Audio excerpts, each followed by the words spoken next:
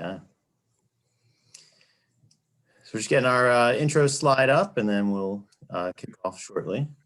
No pressure, Stacy. I know, I'm trying to find, it's not coming up for some reason. Oh, So man. while Stacy's doing that, I just want to welcome everyone. My name is Rob Henry. I'm the CEO and founder of the 82 Alliance, and we're joined here today. I have two of my team members, Maureen Farrell and Stacy Weiss here joining us. We have an exciting presentation for you all today. Two dynamic speakers. We're very excited to have, and thank you, Danielle and Anna, for agreeing to participate in this activity. So a little bit about the 82 Alliance. We're a nonprofit mobility think tank that is looking at kind of reimagining how we move, how our infrastructure has been built and designed. And we look at it as that we have a once in a generational opportunity to integrate equity into our system, to really tackle the difficult climate challenges that we all face, and to think holistically about what we want this country, our world, to look like as it relates to mobility and providing people options and choices. So very excited to get underway today. We're also joined by two of our partners who help us to promote this event and support us in these activities. First, we have Wendy Duran from DSNMG, and I'm going to turn it over to Wendy to say a few words. Great, thank you. Again, my name is Wendy Duran, and I'm with the Destination Sales and Marketing Group, and our team is truly proud to support Rob Henry and the 82 Alliance in the continuation of strategic transportation and mobility programming that hopefully many of you have been able to participate in through these webinars. Our firm, DSNMG, has really been in the forefront of TDM, transportation demand management, for close to 30 years. And we do facilitate a wide range of TDM services for our clients, most notably Arlington County Commuter Services. And we support travel needs and travel mode choices for residents, employees, and visitors coming to Arlington County. Our business-to-business proficiency incorporates client-focused, community-based social marketing and behavior change techniques, which are designed to reduce reliance on single-occupant vehicle travel. So we trust you'll enjoy the next webinar in the series of A Better Tomorrow, and we'll be focusing on, again, it's integrating equity into mobility and infrastructure today. Thank you, Rob. Thanks, Wendy. Our second partner is Steve Ray from eConsult Solutions, and turn it over to you, Steve. Thanks, Rob. Again, I'm Steve Ray with eConsult Solutions. We're an economic consulting firm based in Philadelphia, and we truly work at the intersection of business, government, and the nonprofit sector as really cutting-edge economic analysts for urban economies. We spend a lot of time working with transit agencies and transportation authorities around the country, and particularly in the Mid-Atlantic states, providing them with cutting-edge economic analysis and geospatial analysis to help them tell their story of the impact they have on their economy and to refine their strategies as they move forward in this uncertain world. We're really proud to be a part of the 82 Alliance and to support Rob and the team's work here, and looking forward to an exciting webinar. Thanks, Rob. Great. Thank you, Steve. And thank you again to Wendy and Steve for continuing to support us. Turn it over to our two speakers, two dynamic speakers, as I mentioned, talking about from AARP and the Disability Mobility Initiative. So first up, we're going to have Danielle Argoni, who's the Director of Livable Communities at AARP. Danielle works to support AARP's 53 state offices and the more than 500 localities in several states enrolled in the AARP network of age-friendly states and communities to create great places for people of all ages. Danielle leads the team responsible for supporting age-friendly network members, developing free practitioner-focused publications on topics ranging from ADUs to placemaking to rural livability, and delivering direct technical assistance to nearly 100 communities each year. And following Danielle will be Anna Zavarts, Director, Disability Mobility Initiative, Disability Rights Washington. Anna is a low vision mom and Director of the Disability Mobility Initiative at Disability Rights Washington. They just completed a transportation story map for Washington State, profiling 100 plus Washingtonians who can't and don't drive about their transportation needs. Anna sits on the Washington State Cooper Jones Active Transportation Council, the Autonomous Vehicle Work Group, and the TDM Executive Board. So without further ado, I will turn it over to Danielle. Thank you so much, Rob. I'm really happy to be here. I appreciate the invitation. I look forward to hearing from Anna and learning from her as well, and to having a conversation at the end of our time together. So I'm going to go ahead and dive right in. I hope that my slides are clear and visible. So as Rob mentioned, I'm Director of Livable Communities at AARP, and I suspect that just about everybody on this call has heard of AARP, but perhaps is not aware that that we do work in this space, particularly around how to make communities function better for people of all ages. And part of the reason that we do that work, a couple of reasons. One is we are sort of our origin story, as it were. We were founded by a woman named Dr. Ethel Percy Andrus, who more than 60 years ago began her work to organize retired teachers when she learned of a former colleague of hers living in a chicken coop because she was unable to afford housing on her, at that time, very modest retirement and pension benefits. But that really sparked a much broader body of work now that AARP leads, but it's still rooted in that, attention to and concern around how we create communities, how we create housing choices that really work for people of all ages. Even more so now, I would say in recent years, we are motivated by this fact. And this is, I think, the data point that I start just about every conversation with at work these days, because it really is very salient, very relevant. We are about 13 years away from becoming a country in which we are comprised of more older people than of children, of people under 18, for the first time ever. We're really at this very significant tipping point from a demographic standpoint that, frankly, some communities are already at. Many rural places, they've seen sort of an outflux, a departure of younger folks leaving behind older population, proportionally older population. But that trend is not limited just to rural places, not just limited to small towns. It really touches every corner of our country.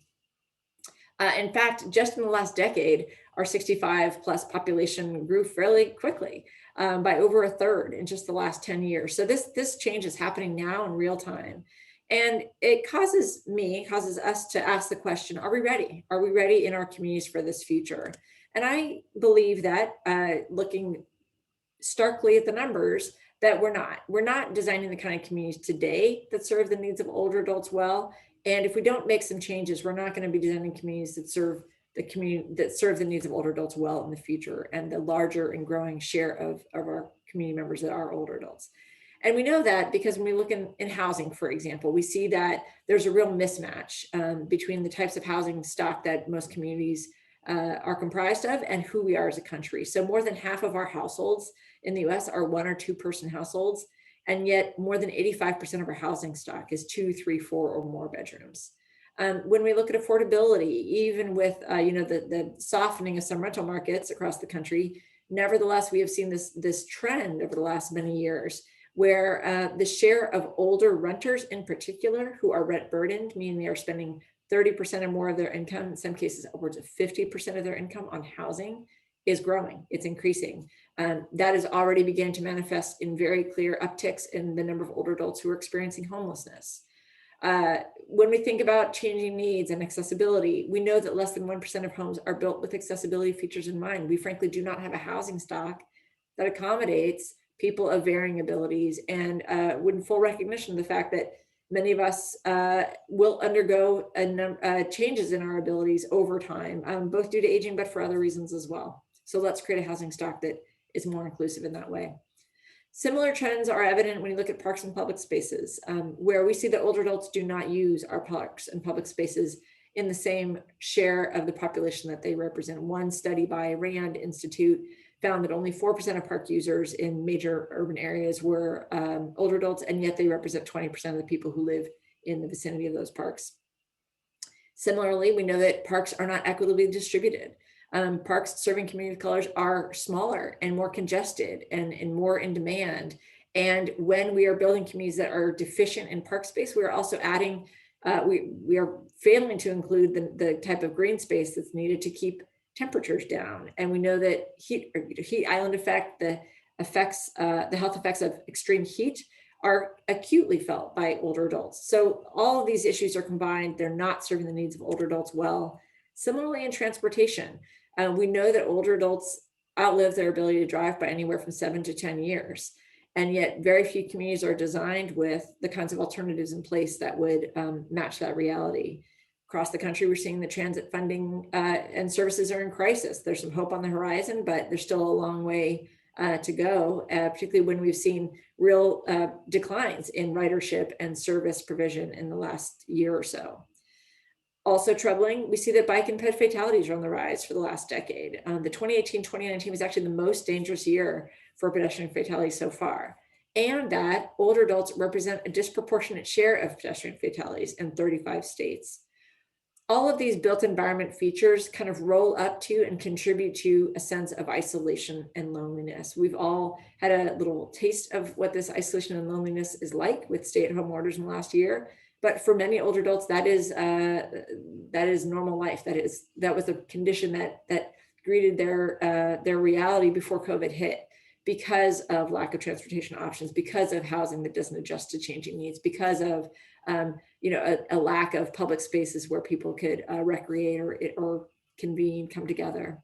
And that has very real health effects equivalent to smoking 15 cigarettes a day, and the isolation is known to contribute to an increased risk of dementia. So that's kind of the why we are in this work. Why is it the AARP cares about the kind of communities we create?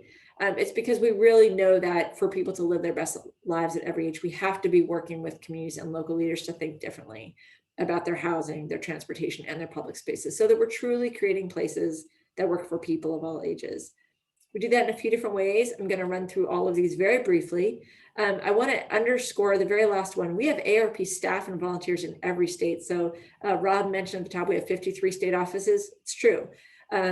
Each state office also leads a cohort of volunteers that are very active in all of these efforts that I'll talk about. So if you're ever curious, do me the favor and look up the AARP state office in your state and get connected with them. But I'll walk through each of these, the framework that we offer, the grants that we offer, and the tools and resources that we offer, in the hopes that they can be of value and of use to you.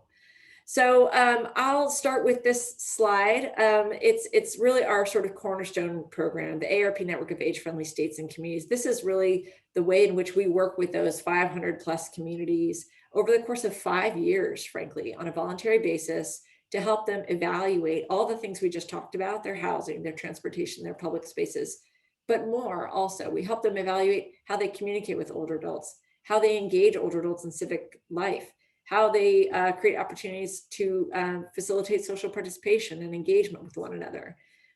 The age-friendly framework is a mechanism to help communities evaluate all of these domains through the filter of the needs of older adults. It ends up manifesting in very real, clear action plans that drive implementation over the course of 3 years. And one of the most powerful things I think about this age-friendly network that we talk about a lot is that it's very much a coalition-led effort. This is not the city department of planning leading the effort necessarily. It's not just the Office of Aging leading the department. In fact, it's those two plus 10, 12, 15, 20 other entities that all have a stake in any one or more of these domains. And we're really pleased to say that now over 100 million residents live in a community that's working to become more age-friendly. I'll talk about a few, but some of the things that we've seen in the last few months, years, is really a dedicated focus, I think, an intentionality around our age-friendly communities to focus not just on those core issues that we talked about, but to really tackle cross-cutting ones as well. So we've seen age-friendly leadership on equity in particular, wherein a number of communities have made it a very explicit part of their work, which is to say, we're going to focus our efforts in parts of the city, parts of the community that have been underserved by transportation, by access to jobs or access to groceries. We've seen it by empowering adults in very creative ways, whether it's in leadership positions or volunteer positions, or by crafting partnerships with trusted organizations that represent hard to reach parts of the community, or maybe underserved parts of the community. We've seen these age-friendly communities focus on equity through their culturally distinctive programming, where really they're using the rich cultural traditions of parts of their community, or multilingual programming, or public art, or other events to bring together people of all ages and really celebrate that, in fact, they are a place that welcomes and facilitates and celebrates their diverse sort of demographic composition, if you will. So in particular, I think some of the work to pull out here around transportation has been the work in Tucson and Atlanta, where their equity focus has gone specifically to the parts of their community where they've seen the worst pedestrian fatalities, where they've seen the lack of transit access, where they've seen enforcement problems, whether it's speeding or other sort of things that aren't working well about the transportation network, and they're evaluating those and prioritizing those with an eye to equity. So we have a lot more information on our website to help people learn about that. Another great example, I think, that kind of brings the spirit of what it means to be an age-friendly community life is Miami-Dade County. So of the 500 or so communities that have been part of our network, Miami-Dade's been with us since 2018. We've seen they use their time together, the coalition that they've built and their time working with us to really focus on pedestrian safety and improving walkability. They've done that by doing walk audits in high traffic fatality areas. They've looked at what is keeping people from using transit more. And what they realize is that for some people, and in particular this quadrant of the community that we are focusing on here in Little Havana, where the portion of people who use transit is higher, they're more inclined to use transit, they are less likely to own a car. But they also say that there are barriers to using transit more because there's no place to sit, there's no shade at traffic stops. So one of the things that they did is that they took that information, they took that knowledge and went after a grant program, a grant award, which would allow them to build what they call these age-friendly benches. Again, I think this is a great illustration of, by thinking about the needs of older adults, you're able to create infrastructure, community infrastructure that serves the needs of all. These are not limited to 60 plus people using them, obviously, but they're born out of the needs that were expressed by older adults in the Miami-Dade County region. Another great example, particularly around transportation, is Columbus, Ohio. They've been a real rock star in this work as well. Very diverse coalition. They actually have a very strong university lead role here in their age-friendly work. And they've done a few things, I think, that are laudable in the transportation arena. They've created 2 new neighborhood circulator buses. They've created a Safe Routes to Age in Place study, which is a nice complement to our Safe Routes to School studies that you see across the country. That was funded, in fact, by the Ohio DOT to identify some of those transportation solutions and challenges. They have identified this Main Street On-Demand mobility service to offer an on-demand paratransit service, which is critically important for many of their residents. And one of the things that I think is so fantastic is this Lifting Villages program, in which they were able to pair a neighborhood-based membership program called Villages. It's a model that facilitates aging in place. There are about 300 to 400 of these villages around the country. These are not the big village subdivisions that you might be thinking about in Florida. These really allow people to age in place. But what that does is, generally, villages connect people with volunteer drivers to get them places. Well, Columbus realized that there was sometimes a lack of drivers, and yet the needs for older adults to get places still existed. So they actually partnered up with Lyft, trained Lyft drivers to fill the gaps when volunteer drivers were not available, so that people who wanted to age in place truly did have a viable transportation alternative that they could count on in their community. So that was really kind of a quick overview of our age-friendly program. I'll touch base on a couple other things that we offer to support local leaders, practitioners, one of which is our Community Challenge Grant program. We've actually awarded this program for 4 years now. This is our 5th year, and this has really blossomed into, I think, one of the larger, and I'll argue more impactful, sort of small placemaking grant type programs that's out there. We've awarded more than $6 million. We're on track to award probably a couple million more this year. Our application window just closed. But what this has really done is allowed communities to get that kind of quick investment to demonstrate the value of new approaches, whether that's colorful crosswalks or temporary bike lanes or a temporary traffic circle, or even activating programming to get people back on transit or get people using transit for the first time, transit training programs. So there's been a lot of great investment in transportation. as well as in placemaking, housing, and other arenas, really to sort of make the case and build the momentum for greater investment in what we would call age-friendly or livable approaches. We will be announcing our awards for 2021 in June. But in the meantime, I encourage you to check out our map, livablemap.arp.org, where you can find past challenge grant recipients, learn a little bit about them. That's also the place where you can learn about whether there is an age-friendly community in your community or your state. Here's a few more examples of these challenge grants at work. Again, these have been really, I think, amazing in the creativity that we've seen brought to bear, as well as the opportunity to bring older adults into the discussion, not just in the planning for these events, but one of the things we're emphasizing this year is the role of older adults as volunteers in implementing the programs. So again, these are meant to really exemplify and I think demonstrate the value of an all ages approach, both in terms of designing community infrastructure and in terms of implementing projects that involve people of all ages. So, community gardens, public art, accessible tables, signage, trail signage, public engagement programming and opportunities, all of these things and many more are among the projects that we funded in the past.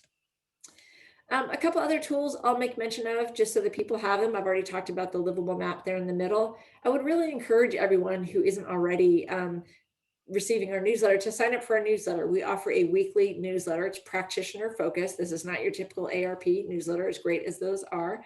This is very much focused on local leaders. It gives you tools and information and resources specifically on matters that will help you to make your community more livable, more age-friendly. You could text livable to 50757 and get signed up. We offer our livability index, which is a great place to begin the conversation, find out how your community is faring, what are some things you're doing really well on, and what are some things maybe that need some work. We actually measure against 60 different metrics and indicators there to give you a relative score of how livable your community is. So again, it's a great conversation starter, a great place to start the work.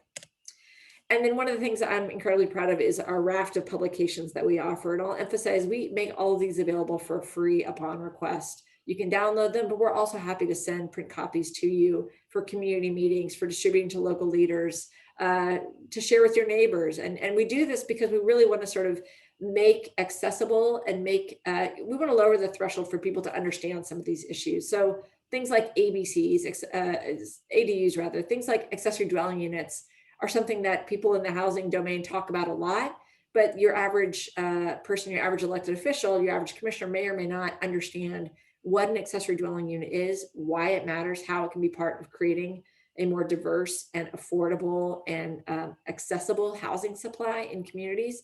So we've created a guide specifically on that topic, orienting people to the notion of what an ADU is and what it can do.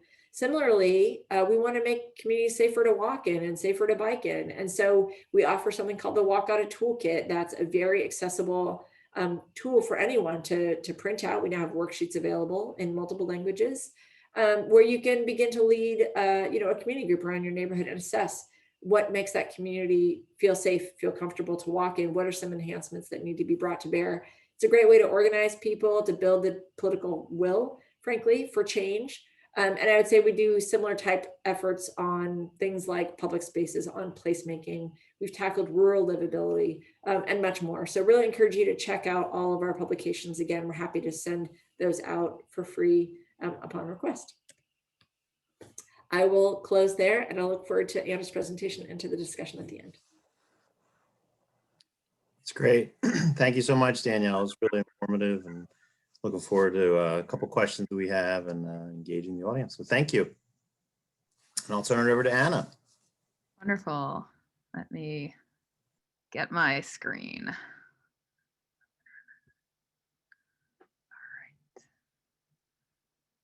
right. 1 second. All right. Hi, everyone. Anna Zievarts here with Disability Rights Washington. I'm based here in Seattle, and the Disability Mobility Initiative is a program that we launched last fall that specifically addresses the transportation needs of people who can't or don't drive in Washington state. We know that about 1/4 of our population here either doesn't have a driver's license or doesn't have a car that they have regular access to. And so our goal is to start organizing folks and having more voice and more power in the decisions and the funding and in the transportation policies that get decided here in our state.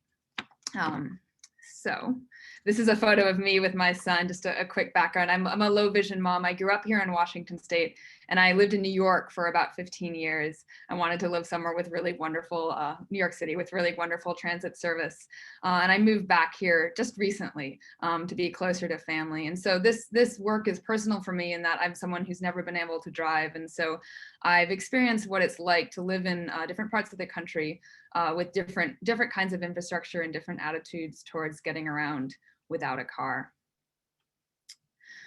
So we are focused on organizing. That's really our theory of change here at the Disability Mobility Initiative. And we began last fall in interviewing people from across the state who have the experience of not having access to a car or not being able to drive. And we believe this work is important because those voices so often get left out of the conversations, even in transit providers. Many folks have access to cars and so don't actually understand what it's like to not have that access. And so I want to talk to you about some of these stories today and highlight some of them, because I think there's a lot of expertise and knowledge to be gained in listening to the experiences of people who have figured out how to get around without a car. We know here in Washington State that transportation emissions are 44.6% of our greenhouse gas emissions, and that the science is saying that just switching to electric vehicles is not going to be enough. If we are going to have a meaningful impact on climate change, we need to start reducing as a society how much we drive every day. And so who better to learn from than people who are already doing that because they can't drive or they don't have access to a car. And so it's this knowledge and this experience that we want to highlight. I also want to talk a little bit about the demographics of who doesn't drive in our state and nationally. We know that Black, Indigenous, and people of color, immigrants, poor people, elderly, and disabled people are much less likely to have a driver's license or access to cars. We are more likely to be transit reliant and more likely to walk and roll for transportation. And at the same time, BIPOC, disabled, and elderly people and people living in rural areas and on tribal lands face greater risks of being killed in traffic collisions. And I think you heard that earlier as well. Because our communities lack accessible pedestrian and transit infrastructure, this is compounded by the fact of the suburbanization of poverty in cities like Seattle that have become excessively expensive. People are often priced out of the cities and end up living in areas that are poorly served by transit, maybe not even served by paratransit at all, and lack sidewalks and accessible crossings. So let me start talking about some of the stories and some of the people that we've worked with, because I think these really do provide powerful examples and powerful learning experiences for all of us. And so in October, we started doing these interviews. We've interviewed over 100 folks so far. We're continuing to interview a few additional people to fill in a couple of gaps, but so far we have folks from all 49 legislative districts in Washington State. And across a variety of disabilities, of ages, of lived experiences. And with these stories, we created the website, which you saw a second ago. It's mobilizewa.org. You can check it out and scroll through these stories. So there's photos and quotations and little summaries of everyone's experiences. And in addition, we encourage people to share their experiences in op-eds and letters to the editor and news stories. So we've had about 24 of those published here in Washington State in the last couple of months, as well as testify in the legislature. Our legislative session here wraps up this week. And we wanted legislators to actually hear from people who can't drive. This year, for the first time, we had a remote session, which actually made it possible for people who can't drive to get to our state capitol and testify remotely. Normally, it's pretty impossible to get there. So this is Chris. Chris lives in Vancouver, Washington. It's right across the river from Portland. And this is her nearest bus stop. And you can see there's no sidewalk. She's trying to navigate this dirt path with her white cane. And there's also, what's actually a bigger deal for her, is there's no accessible pedestrian signals. at this intersection, which means these are big one-way, two-lane streets, but they're one-way. And so she has to wait and just sort of listen if there's traffic. But there also tends to be big gaps in traffic. And so mostly she just has to guess if there's traffic and then start across this intersection. Let's see. This is Crystal. She lives in Tacoma, Washington, a little south of Seattle, former major industrial area, super fun site. Crystal relies on transit to get around. She's the person who I think has taught me the most about how important it is to think about the access to your bus stop, right? It's not enough for the bus stop to be there. You need the sidewalk to exist to get there. You need that curb ramp. And this is the bus stop closest to Crystal's house. She lives in some apartment complexes right across the street. And there's just dirt to get to the sidewalk. And it's right along this road, 4-lane road, super busy, high-speed traffic. And when it rains, which it does a lot in Washington, or it's snowy, she has to have neighbors push her through the mud, but she can't get to her bus stop. This is Crystal testifying. She was an excellent testifier. This is Jim here in the blue rain jacket in the power wheelchair, and this is in Seattle. Jim lives in South Seattle in senior housing, and this is this is an on-ramp from the I-90, same freeway that goes all the way to Boston. This is the other end of it in Seattle. And there's no crosswalks, or there weren't any crosswalks. There's not accessible ramps, and there's no stoplight here. And so in order to go north-south on Rainier Ave, which is one of the big streets, major corridors in our city, you have to sort of find your way across these on-ramps. And so this is another picture of another on-ramp. And what's particularly unfortunate about these on-ramps is right underneath that underpass there on the I-90 is where they're building a light rail station, the Judkin Park light rail station. It'll open in 2023. And in order to get to that light rail station, you're gonna have to do what these folks here are doing, which is cross a 2-lane on-ramp that doesn't have a stoplight and a lot of high-speed traffic. And so this is an area that we've been advocating to change. And I think it's just emblematic of so many of the barriers that people face in our state, in our country, when we've created a system that's designed to move people easily in cars and ignores the mobility needs of the rest of us. So this is actually a map of that area, and you can see on the map where the station, the light rail station, is going to be located right in the middle of this interchange. And so, you know, we've been hearing from the new DOT, new Biden administration, how excited they are about having conversations about the urban freeway removal. And I think this is a conversation that needs to happen here in Seattle as well. How can we start to remove some of these barriers that are creating public health risks and safety risks and lack of access for so many in our communities, and so many in communities that are primarily folks of color, are low-income folks, are elderly and disabled folks. Let's see if I can get this to play. This is a video of trying to get to this intersection. Oh, it's gonna be a little jerky. All right. Anyway, there's a group of folks there trying to cross as cars are merging onto this freeway, and typical Seattle weather, it's super rainy. So we are hoping eventually to get some of these on-ramps at least teed off and some lights installed to be able to slow the traffic that's merging onto the freeway. Another story I want to highlight is Lily's here. She lives in Federal Way. It's a little south of Seattle, and she's actually a paratransit user. And the reason she's a paratransit user is because there's no sidewalk connecting her house to the nearest bus stop. And she would love to be able to take the regular bus because it would give her a lot more flexibility. With paratransit, she has to call 3 days in advance because she lives in one county, but where she needs to go is in a different county, in Pierce County. And so that's difficult for a young person like Lily who wants to make plans with friends. And she ends up being home and being left out a lot. And she says that for her is difficult for her mental health, understandably. And so, we talk a lot about the cost of paratransit and how, as folks are aging, more folks are aging into paratransit.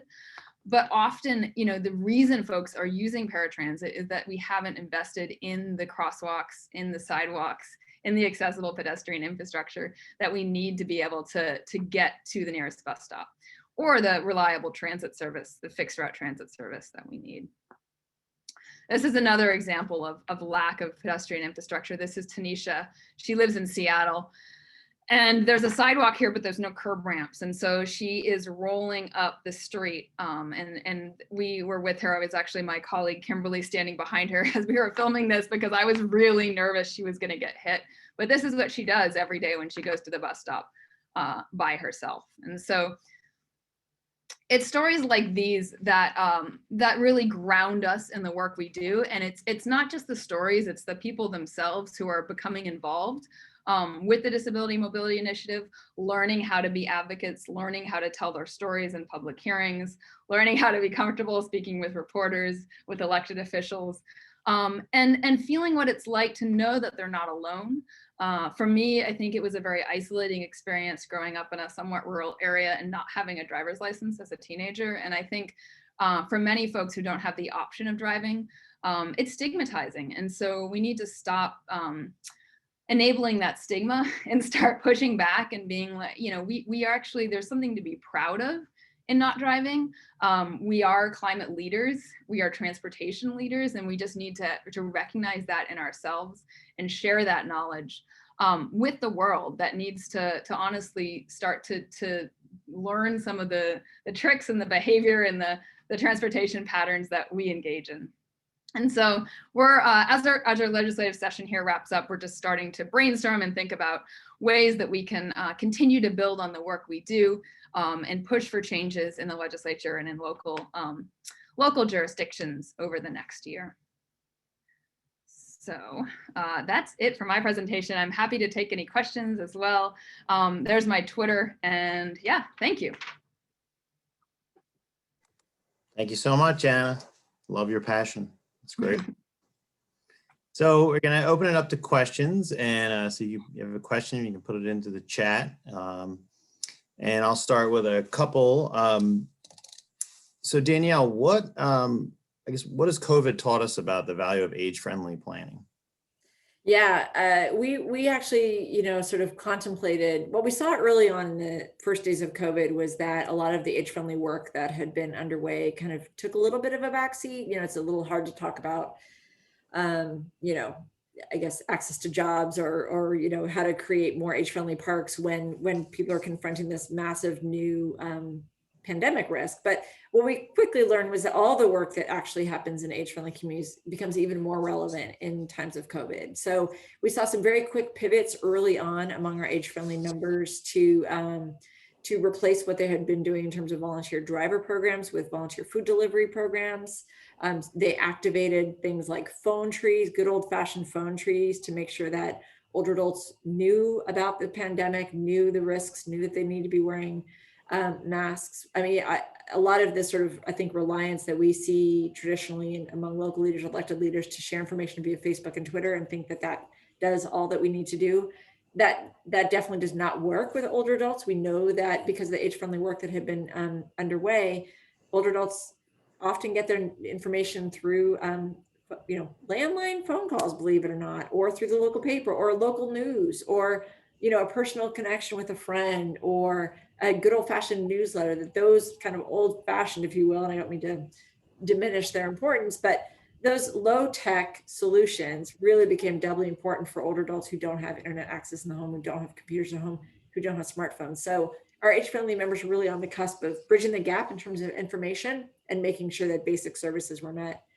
Later on, what more recently we've seen, again, our age-friendly work really pivoted to say, now more than ever, it's important to have parks that are inclusive and that work for older adults, because we need to get outside, we need to exercise. Now more than ever, it's important to make sure that our homes can adapt to changing needs, and that people understand what are the opportunities to make small fixes to their homes that can make them better places to and safer places to live.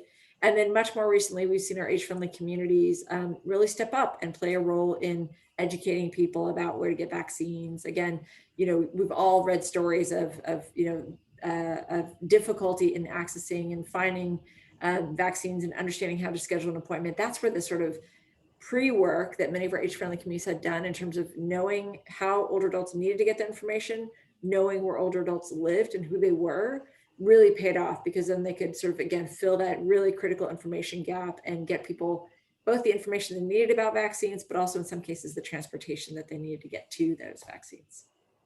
That's great. Thank you.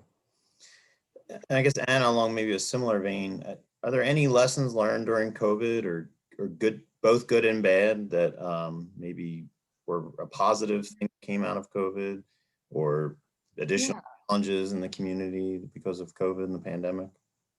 I think what we saw through, as far as public transit use, while it decreased in many areas, the folks who were still reliant on transit were still there, right? And in some places and in some routes, the levels of use were similar, because there are so many folks out there who don't have other options. And I think that wasn't as visible. In a place like Seattle, pre-pandemic, there's a lot of folks who were transit users, choice riders, versus folks who, that don't have a car. And so I think that it was actually really powerful to see, and for systems to understand, and for elected leaders to understand that there are many people out there that this is how they get around. And so that we need to start building networks that work for the people who are going to use them the most, and centering those needs, versus chasing choice riders who can, abandon a system easily, which is what happened. And so, I think it's useful, as we're here in King County talking about how to reshape, what service levels look like in the future. And part of that is, around how will commute patterns change, but also just, maybe rather than focusing so heavily on wealthy white, commuters coming in during business hours, we can actually start to design systems that work better for people who aren't working traditional hours, people who are needing to go other places than just downtown. Yeah, I think we saw here too, the restaurants wanting to be on the sidewalks and things like that. And you think about all the uses on the sidewalk, but then there were complete sidewalks that were blocked and no one could get by. And if you had a wheelchair or accessibility challenges, it was really difficult to try to blend all the needs in the pandemic, and positive change, but also trying to make sure that it fit for everyone. So that's great that you recognize that and saw that. And the weather you have in Seattle doesn't help either. Yeah, no, the cafe streets is what they're called here. And we actually worked with the city to make a video to help educate, cafe owners, restaurant owners about how to be more accessible. But I think, it just doesn't recognize that people actually use the sidewalk as transportation. It is our highway, right? And it's not effective to block it. Right, exactly. So Danielle, so what is the value in planning for an age-friendly approach? Why should communities look at it from that perspective? I mean, I increasingly think that there's several reasons. One, I mean, first of all, the demographic changes are real. So, if you want to be able to accommodate the needs of, upwards of a quarter of your residents, then you need to be thinking with kind of an age-friendly lens. And the best way to do that really is not unlike the way Anna's describing, to hear from them directly, to engage them directly. Planning begins with listening to the people that you're trying to serve, and our age-friendly process begins with listening to the people we're trying to serve. So that is just good practice in general. I think that there are some other strategic reasons to sort of better accommodate the needs of older adults, not just because they're going to and already do in some cases represent, a quarter of the population, but older adults are a real asset in community. They actually start businesses at the rates of entrepreneurship among older adults is quite high, actually, surprisingly high. It's much higher than people in their 20s, for example. So whereas local leaders, I think, like to chase the millennial cohort and think that that's the economic development strategy for the future, it turns out really that older adults can be a pretty powerful economic force in communities, both from their spending habits, an incredibly important political force. Oftentimes elected officials overlook the needs of older adults to their demise because they can be a really important voting bloc. And also the contributions they make in terms of volunteerism. So for all of those reasons and more, it's critical to put the needs of older adults front and center. But I think, again, just to drive home the point, we don't expect that the solutions that we deliver are only benefiting older adults. We know that when we think about more diverse housing choices, more accessible, affordable, dynamic transportation solutions, better and more inclusive public spaces, that benefits everyone. So it's that leading argument or leading cohort to begin with, but it's really meant to be a very inclusive and welcoming frame for that delivers benefits for everybody. Yeah, that's great. I think the holistic approach definitely pays dividends when everybody feels that that phrase, all ships rise, when we're all working together, critical. So Anna, there's a question in the chat from someone. They're doing a bus stop balancing effort at their agency and trying to identify how to best serve people with disabilities while also speeding up trips altogether. How can we better engage people with disabilities and inform them on our changing bus network? Oof. Yeah, I mean, I've been part of some conversations here as well, where there's, a desire to speed up trips. And I think, I don't know, I think it's important for agencies to recognize, at least here in Seattle, so much of what causes trips to be long is, people paying in cash or the traffic most often, right? And just them not having dedicated transit lanes. And the extra stops don't really add that much time.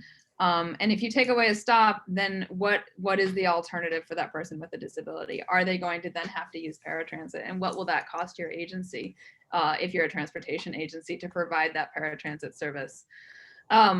There's also, I think that, our car-based mentality is really focused on speed, right? Speed and efficiency. How quickly can you get somewhere? Saving 30 seconds or a minute or 5 minutes or 10 minutes is really important.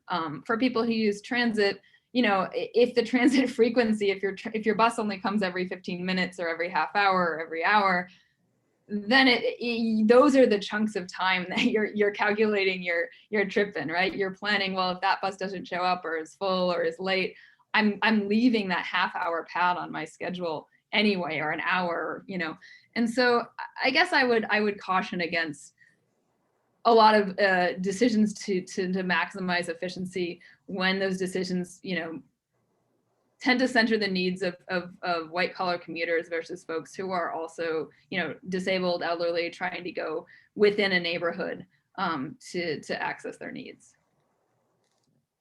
Absolutely. Yeah, we actually, in another organization that we work with here, we run a local community shuttle that's been in place for 20 years that focuses actually on senior and disabled communities. And we're surrounded by public transit, but this has been kind of more of a local circulator shuttle to basically just provide for that quality of life and ability to get to a job, to get a haircut, to go to the grocery store, whatever it was. And we really got to see in the pandemic how many needed that service in order to maintain any type of quality of life during that time. So yeah, I agree. Efficiencies a lot of times can get in the way because it tends to eliminate someone in that process.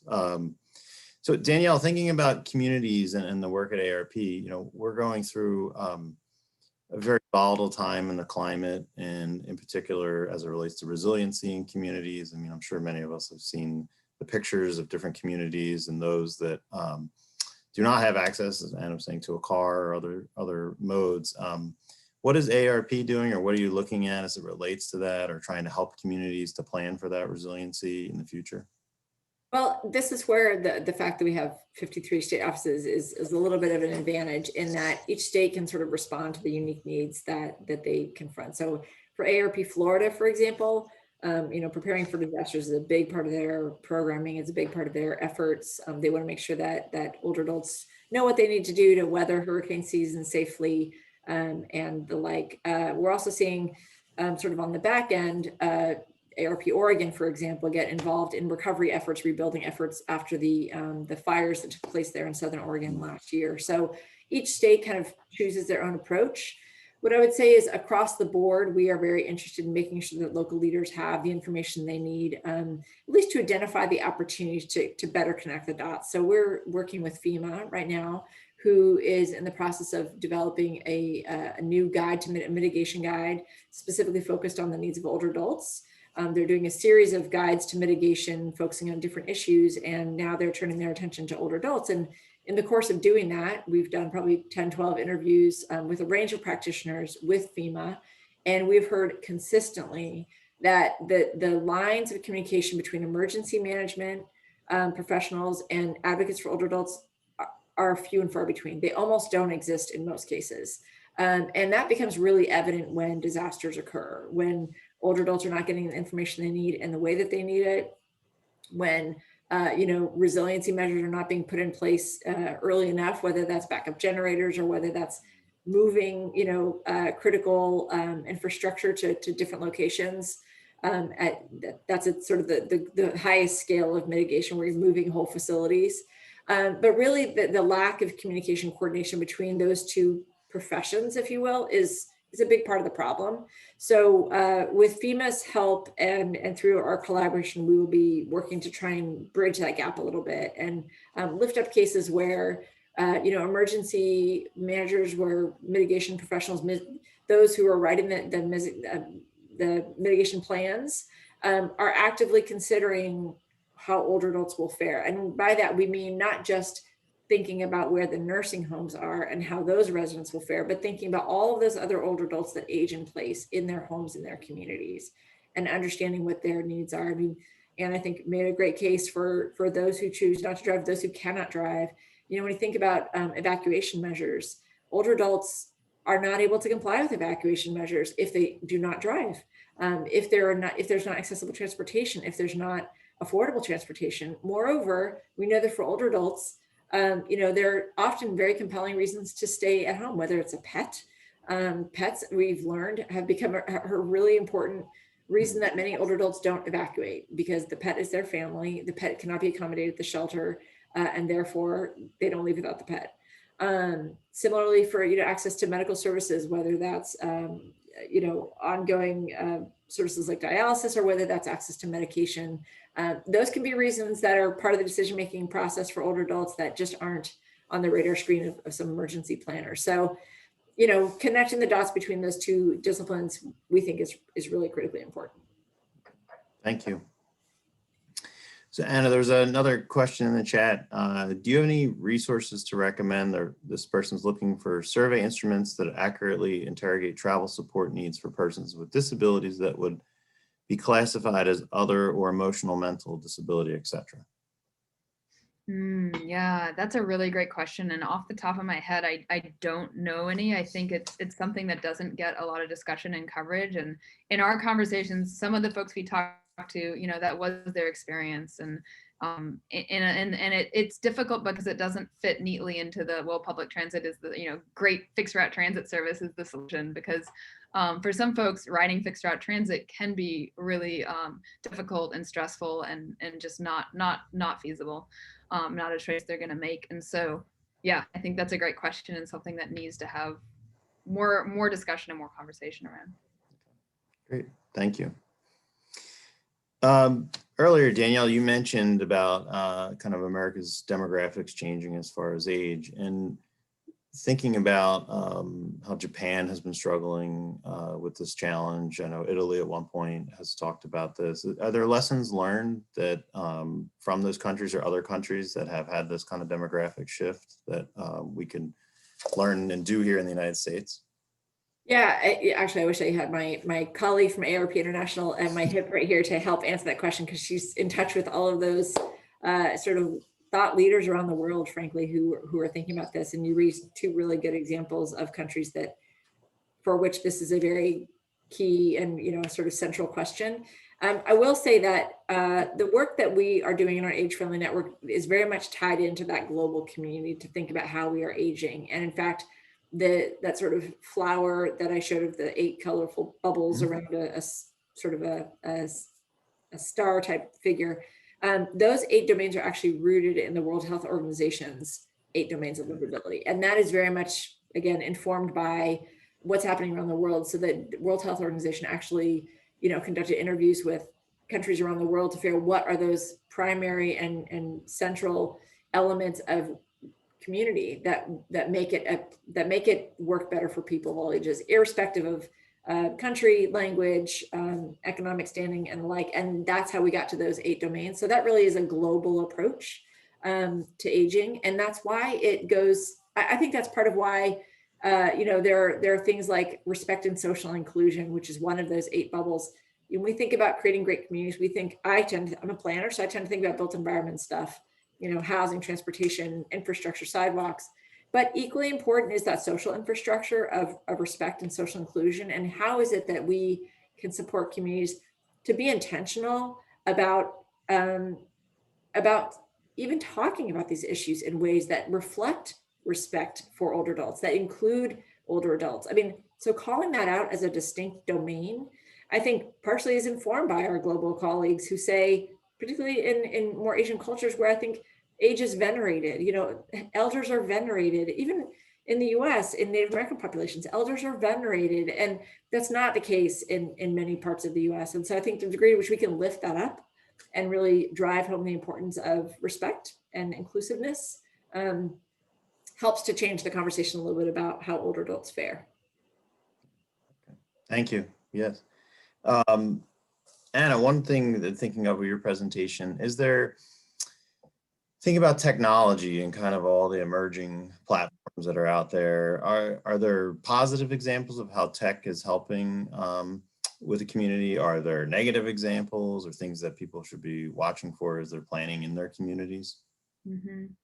Yeah, I mean, I think the gap between who has access to that technology and who doesn't is almost, larger than perhaps some of the benefits. I think, when we talk to some folks who have the resources or have been, have had the education and training to use tech, then it can be helpful, right? Some of the mapping software that's available for blind folks, the Bluetooth beacons,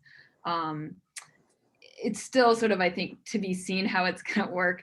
Mapping around where is accessible, where are there curb ramps, where are there, hills that aren't too steep. I think that could be very useful. But you think of so much tech isn't created centering around the needs of folks with disabilities. I think about, ride hail, Uber and Lyft, the fact that they don't include folks with wheelchairs. And then the cost of such services when they do exist is usually prohibitive for folks who are, perhaps not having an income outside of disability payments. And so can you afford the program that describes your environment to you? Can you afford the Uber ride? Most likely not. And so I think it's easy to get sort of wrapped up in the same way that we get wrapped up in, autonomous vehicles, that's going to be, the solution for everyone. Well, maybe for some people with resources, but not for a lot of people. And so instead, we're really focused on thinking about solutions that can work more broadly and more equitably and centering around the needs of folks who may have language barriers or intellectual disabilities, or just financial barriers to accessing the tech. Agree, and I think that's where a lot of what we're trying to do is push things from a federal level, statewide levels, local levels into the people first planning and get away from our kind of auto-centric planning, as you showed us in those lovely pictures of the highways with the people trying to get across.